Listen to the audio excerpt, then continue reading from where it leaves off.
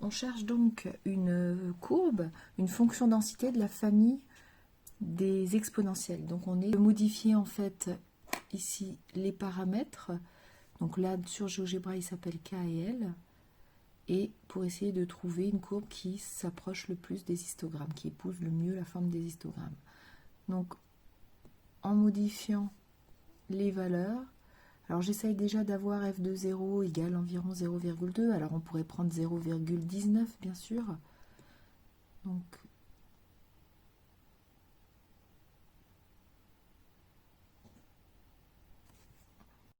voilà, et finalement en jouant sur les différents paramètres K et L ici sur GeoGebra, on voit que celle qui semble convenir est celle où K et L valent toutes les deux 0,2. Donc si je regarde les autres histogrammes avec des classes d'amplitude différentes, j'ai une courbe qui pourrait convenir. Alors elle ne conviendra jamais parfaitement, mais en tout cas à un moment donné on pose justement, on choisit, on fait un certain choix et c'est ce choix-là qui va être notre modélisation.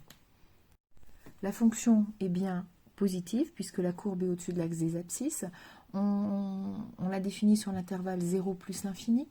Et ensuite, ce qu'on va encore regarder, c'est l'aire sous la courbe. En utilisant donc inspecteur de fonction qui est ici, je sélectionne ma courbe et une fenêtre va s'ouvrir et je vais pouvoir lui dire entre quelles valeurs je vais vouloir calculer l'aire sous la courbe. Donc, inspecteur de fonction.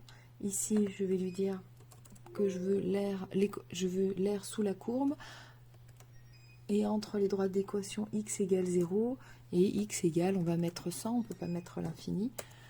Voilà, et on voit que l'aire apparaît ici et que l'aire est de 1. Donc GeoGebra vous calcule l'aire grâce à cet outil-là.